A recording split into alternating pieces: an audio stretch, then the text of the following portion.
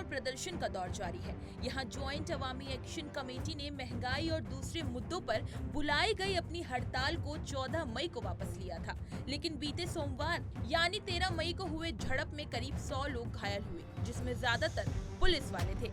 प्रदर्शन के हिंसक होने के बाद यहाँ के कई इलाकों में इंटरनेट की सेवाएं बंद कर दी गई थी। हिंसा को देखते हुए पीएम शहबाज शरीफ ने अपने तरफ से जेएएसी की मांगों को पूरा करने का आश्वासन देने के लिए 23 बिलियन पाकिस्तानी रुपए आवंटित किए गए हैं। चलिए अब आपको बताते हैं कि आखिर क्यों किया जा रहा है प्रदर्शन। पीओके में जनता आटे के बढ़े हुए दामों और बिजली पर बढ़े हुए टैक्स के खिलाफ प्रदर्शन कर रही है। ये विरोध शुक्रवार को शुरू हुआ, जो सोमवार को भी जारी रहा। इस प्रदर्शन के कारण घाटी में सरकारी ऑफिस, स्कूल, बाजार और रेस्टोरेंट तक बंद रहे। बीते शुक्रवार यानी 10 मई से पूरा इलाका बंद पड़ा हुआ है और 13 मई को इस क्षेत्र में पुलिस और प्रदर्शनकारियों के बीच जमकर झड़प भी हुई, जिसमें एक जवान की जान चली गई, वहीं 100 के करीब लोग घायल हो गए। पीओके में ये प्रदर्शन जम्मू कश्मीर ज्वाइंट अवामी एक्शन कमेटी के ट्रेडर्स की अगुवाई में किया जा रहा है। जेएएसी की मांग है कि बिजली के बिल और आटे के दामों को कम किया जाए। साथ ही पीओके की ब्यूरोक्रेसी और 53 मंत्रियों को जो लग्जरी सुविधाएं, गाड़ी, महंगे घर और टीएडीए दी जा रही है, उसे भी खत्म कर दिया जाए।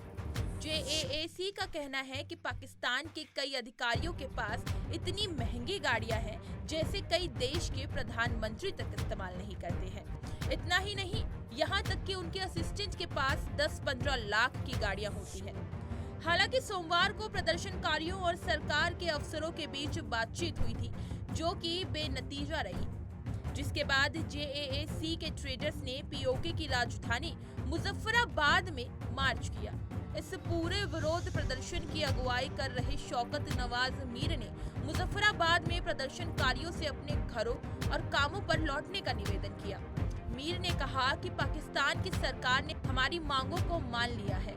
वहीं साथ ही इस दौरान पाक सरकार में हिंसा में मारे गए 3 प्रदर्शनकारियों और एक पुलिस अधिकारी के परिवार को वित्तीय मुआवजा देने की भी मांग की है।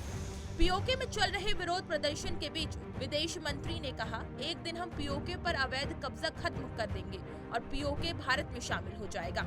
विदेश मंत्री जयशंकर ने मुंबई में मीडिया से बातचीत के दौरान कहा, इन दिनों पीओके में बहुत सारी चीजें चल रही हैं। आपने वहाँ कुछ घटनाएं होती देखी होंगी। हम इस पूरे मामले पर बहुत स्पष्ट हैं कि पीओके भारत का हिस्सा था और हमेशा भारत का हिस्सा ही रहेगा।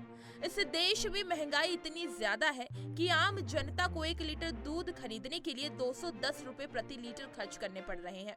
इतना ही नहीं, यहाँ चावल 400 रुपए किलो है, वहीं 250 रुपए प्रति दर्जन अंडे, 140 रुपए किलो चीनी, 450 रुपए किलो मटन और 400 रुपए प्रति किलो चिकन की कीमत है।